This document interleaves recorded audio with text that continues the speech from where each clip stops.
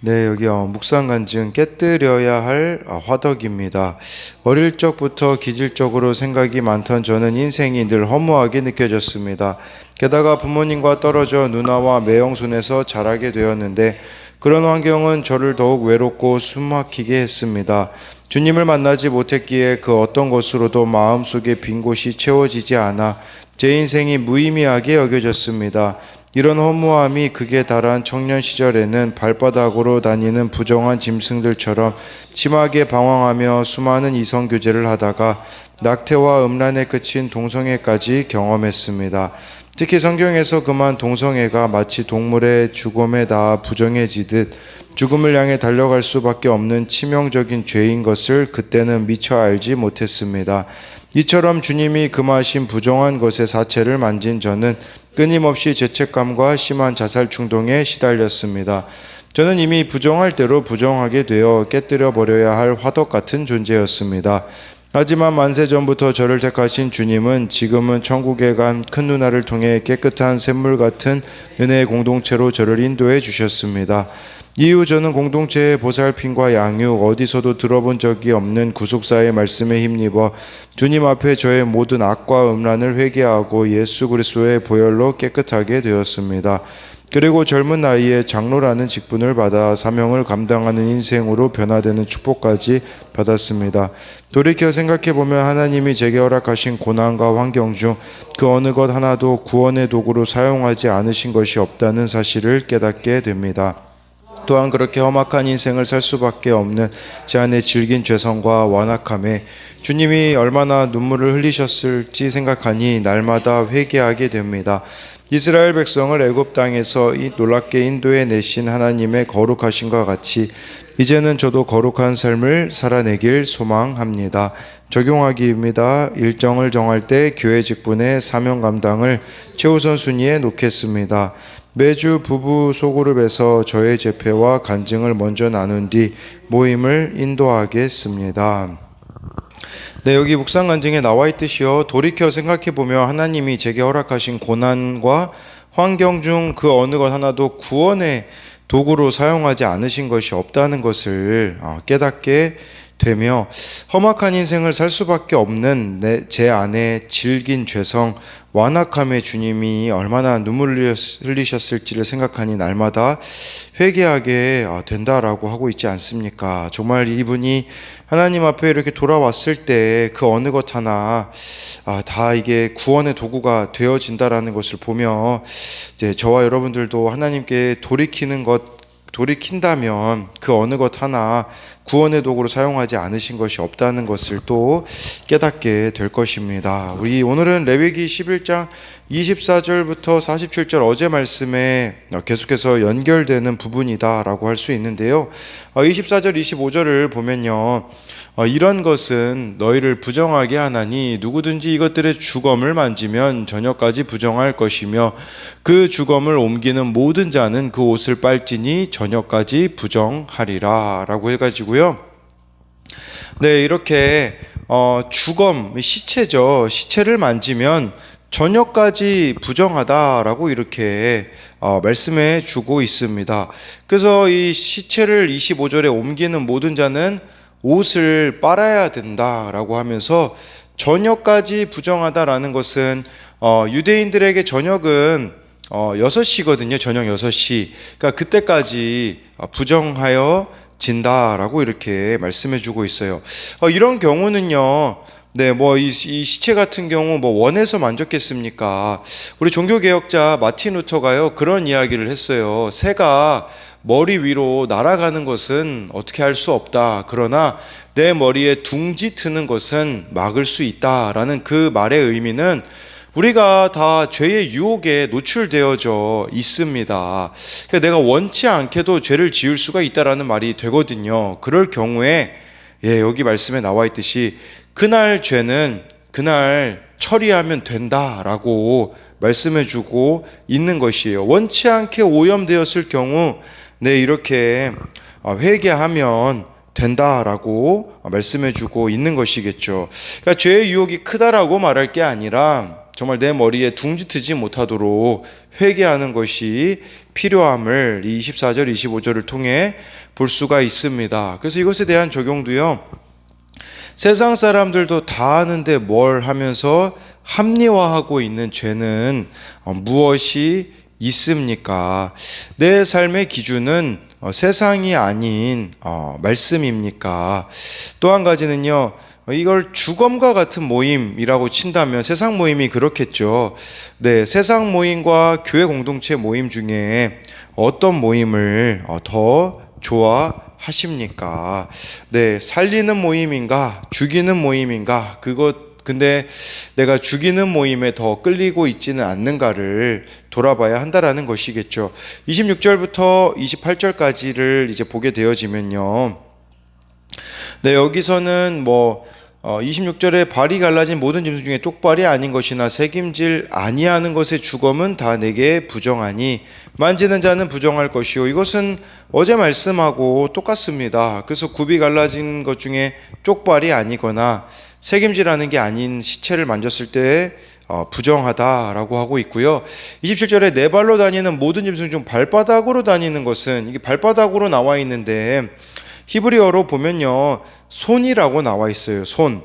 그러니까 손 같은 발바닥을 짓는 짐승들은 손을 걷는 데 사용하기 때문에 비정상적으로 행동한다라고 볼 수가 있는 것이겠죠. 이것도 이 시체를 만진 자는 저녁까지 부정하다라고 하면서 28절에 그 주검을 옮기는 자는 동일합니다. 그 옷을 빨지니 저녁까지 부정하다라고 이렇게 말씀해 주고 있습니다. 그러니까 여기서 27절에서 오늘 여기 큐티 책에도 나와 있듯이요, 손인데 이렇게 발로 쓰고 있는 게 있잖아요. 이게 비정상적이라고 아까 말씀을 드렸는데, 마찬가지로 우리도 비정상적으로 움직이고 있는 것들이 있지는 않는가, 이런 걸 봤을 때 말씀과 성령을 따라 움직이지 않고 내 열심과 판단을 따라 움직이는 것이 부정하다라고도 이렇게 볼 수가 있습니다. 그래서 적용 질문도, 나는 말씀과 성령을 따라 움직입니까? 내 열심과 판단에 따라 움직입니까? 저는 이게 그 차이가 어디서 올까? 처음엔 잘 분별이 안 되는 것 같아요. 이게 내 열심과 판단인지 말씀과 성령인지. 그런데 그 결정 이후에 정말 우리가 영혼이 피폐해진다면 내 열심과 판단에 따르는 것이 될 수가 있겠죠. 29절부터 31절까지를 보면요, 땅에 기는 길짐승 중에 내게 부정한 것은 이러하니 곧 두더지와 쥐와 큰 도마뱀 종류와 하면서 30절에 도마뱀 부치 육지하고 도마뱀 사막 도마뱀 카멜레온이다 라고 이렇게 말씀해 주고 있어요.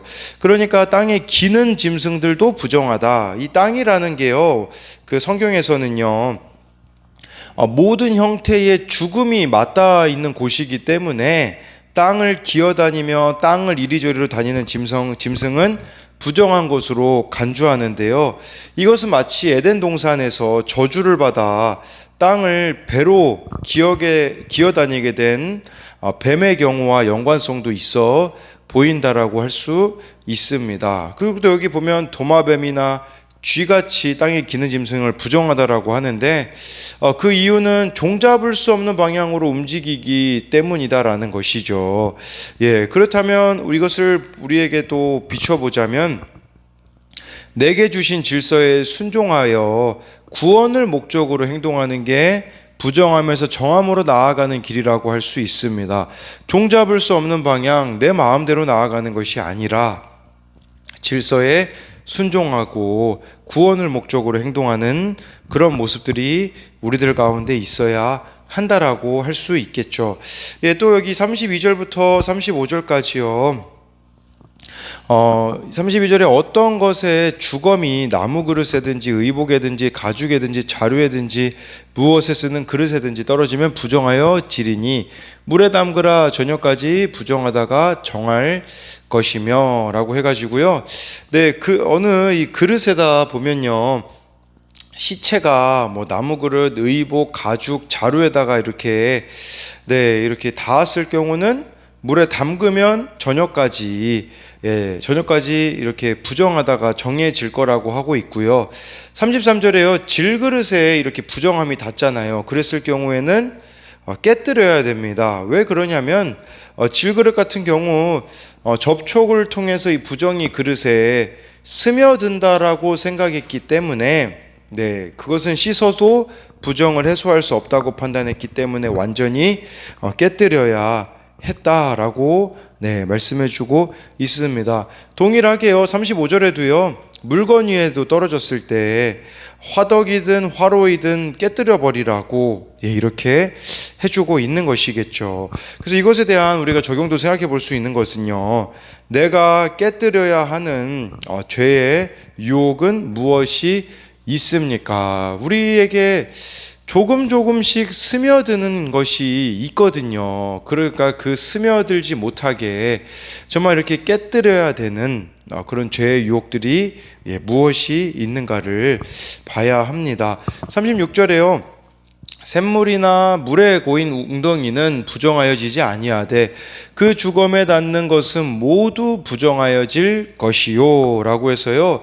샘물, 물이 고인 웅덩이는 부정해지지 않는데요. 왜냐하면 이 물이 계속해서 흐르는 성격을 가졌기 때문에 정결함이 유지가 되는 것입니다.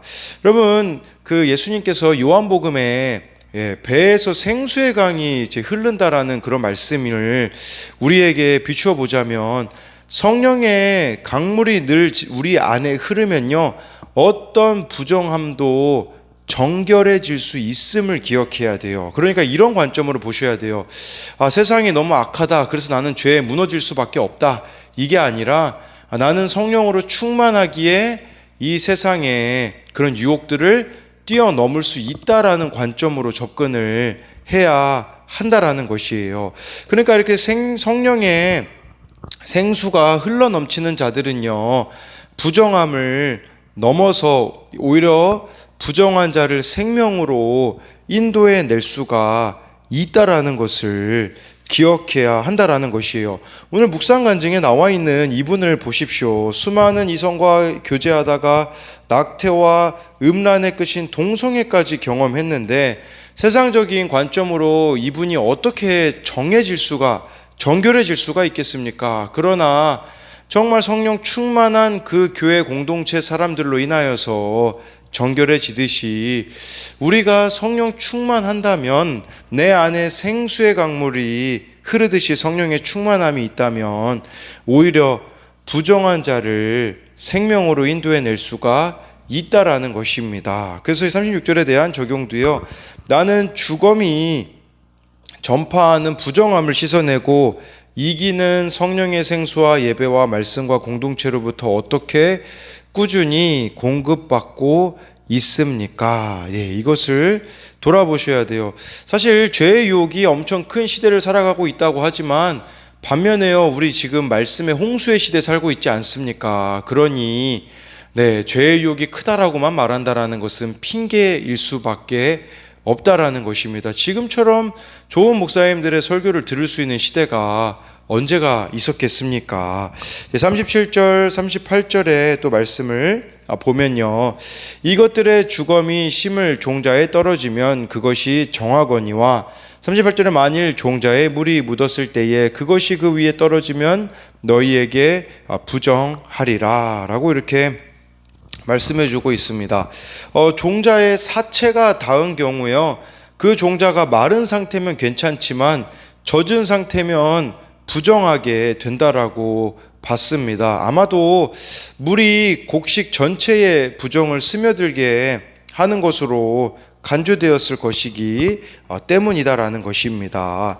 여기에 지금까지 이렇게 쭉 말씀들을 봤을 때 여기에 언급된 짐승의 목록, 또 이 주검, 사체에 접할 수 있는 도구에 대해서 구체적으로 언급하고 있는 것은, 이것은 이스라엘 백성들이 실제 생활 가운데 가장 밀접하게 만날 수 있는 것들이기 때문이다라는 것이에요. 그러면 이것은 우리들에게는 어떤 의미가 있는가? 우리 생활 주변에 만날 수 있는 작은 영역에서도 정결을 추구하는 삶을 살아야 한다라는 거예요. 더 쉽게 말하자면 일상의 거룩이 있어야 된다라고. 이게 다 지금 삶의 자리에서 일어나는 일이거든요.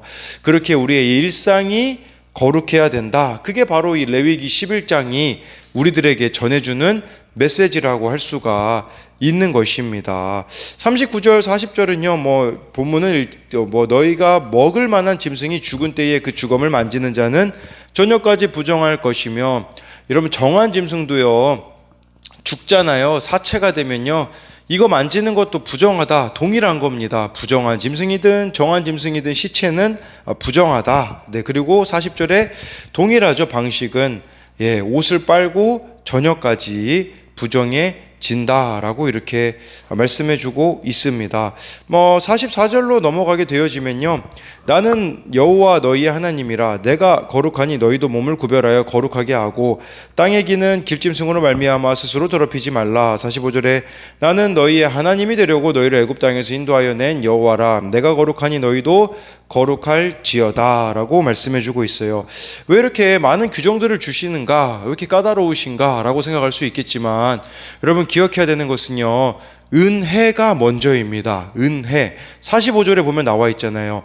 애굽 땅에서 인도하여 낸 여호와라. 먼저 은혜를 베풀어 주셨어요. 여러분 애굽 땅에서 이 말씀 지켜야 저 말씀 지켜라 하나도 그런 말씀 안 하셨거든요. 하나님이요. 그러니까 출애굽을 시켜주시고 나서 이 규정을 주셨다라는 것은 무슨 말이냐, 여러분 우리가 진짜 은혜 받으면요 말씀대로 살아갈 수 있다라는 것이에요. 은혜, 하나님이 우리에게 베풀어 주신 그 은혜를 우리가 정말 안다면 우리가 거룩해지겠죠. 거룩이 무엇이겠습니까?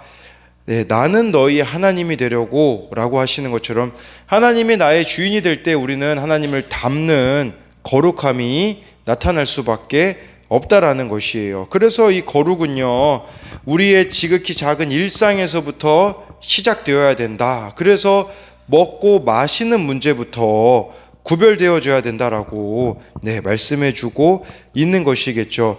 우리가 구원받은 목적은 거룩에 있는 것이고, 이 땅에 살아가는 목적도 구원에 있음을 기억해야 합니다. 그래서 이것에 대한 적용도요, 내가 구원받은 이유가 말씀을 통해 내 속에 더럽고 가증한 것을 끊어내므로 날마다 더 거룩해져서 주님을 닮아가기 위함인 것을 믿습니까? 또 한 가지는요, 하나님이 아닌 세상의 자녀로 살아가라고 나를 유혹하는 것은 무엇입니까?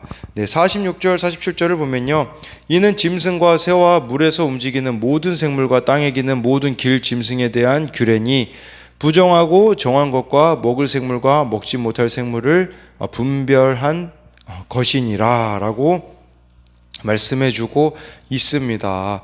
여러분, 이 제사장들에게 또 어떻게 보면은 지금 이 레위기 11장은 말씀하고 있는 거거든요. 그러니까 먼저 제사장들이 이 말씀을 알고 잘 가르쳐야 한다라는 의미로 보자면, 우리들도 마찬가지인 것 같습니다.